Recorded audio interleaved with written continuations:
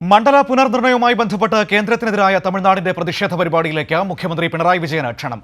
Tamil Nadu IT മന്ത്രി നേരിട്ടെത്തി തമിഴ്നാട് മുഖ്യമന്ത്രി സ്റ്റാലിന്റെ കത്ത് മുഖ്യമന്ത്രിക്ക് കൈമാറി. ഈ മാസം 22-ന് ചെന്നൈയിലാണ് പരിപാടി. വിവരങ്ങളുമായി ഷീജ തിരുവനന്തപുരത്ത് നിന്ന് ചേരുകയാണ്. ഷീജ, ഈ മണ്ഡല പുനർനിർണയം എന്ന് പറയുന്നത് ദക്ഷിണേന്ത്യയെ സംബന്ധിച്ച് വലിയ നഷ്ടക്കച്ചവടമാണ്. കാരണം സംഘപരിവാറിന്റെ വലിയൊരു അജണ്ടയാണത്. BJPക്ക് ഏത് വിധേനയും അധികാരത്തിൽ വരാനുള്ള അജണ്ട.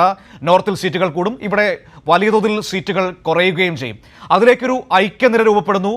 തമിഴ്നാട് അതിന് മുൻകൈ എടുക്കുന്നപ്പോൾ കേരളത്തിൽ ആ ഐക്യനിരയിലേക്ക് ക്ഷണം ലഭിക്കുകയാണോ?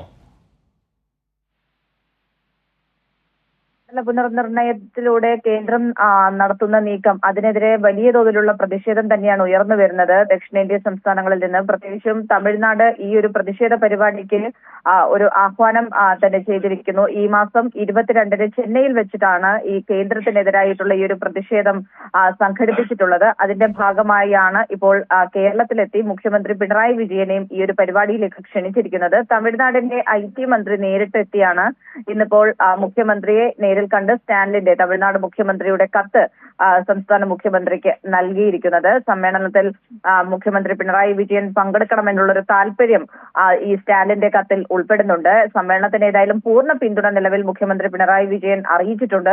ഇതുമായി ബന്ധപ്പെട്ടുകൊണ്ട് കേരളം, ആന്ധ്രാപ്രദേശ്, തെലങ്കാന, കർണാടക, ബംഗാൾ, ഒഡീഷ, പഞ്ചാബ് മുഖ്യമന്ത്രിമാർക്കാണ് സ്റ്റാലിൻ നിലവിൽ കത്ത് നൽകിയിട്ടുള്ളത് എന്നുള്ളതാണ് മനസ്സിലാക്കാൻ സാധിക്കുന്നത്. ഏതായാലും ഇതുമായി ബന്ധപ്പെട്ടുകൊണ്ട് ശക്തമായ പ്രതിഷേധത്തിലൂടെ മുന്നോട്ട് പോകുക എന്നുള്ളതാണ് നിലവിൽ തമിഴ്നാട് തീരുമാനിച്ചിട്ടുള്ളത്. അതിന്റെ ഭാഗമാകാൻ തന്നെയാണ് കേരളത്തെ കൂടി ഇപ്പോൾ ക്ഷണിച്ചിരിക്കുന്നത്. ഏതായാലും ഇന്ന് ഇവിടെ തമിഴ്നാടിന്റെ IT മന്ത്രിയും ഒപ്പം തന്നെ MP യും ഇവിടെ എത്തിയിരുന്നു. ഇവർ രണ്ടുപേരും മുഖ്യമന്ത്രിയെയും അതോടൊപ്പം തന്നെ CPIM-ന്റെ സംസ്ഥാന സെക്രട്ടറിയെയും CPI-യുടെ സംസ്ഥാന സെക്രട്ടറിയെയും നേരിൽ കണ്ട് ഈ വിഷയത്തിൽ കേരളം ഒപ്പമുണ്ടാകണമെന്നുള്ള കാര്യം അഭ്യർത്ഥിക്കുകയും ചെയ്തിട്ടുണ്ട്. മനു, ഷീജ തിരുവനന്തപുരത്ത് നിന്ന് വിവരങ്ങൾ നൽകിയത്.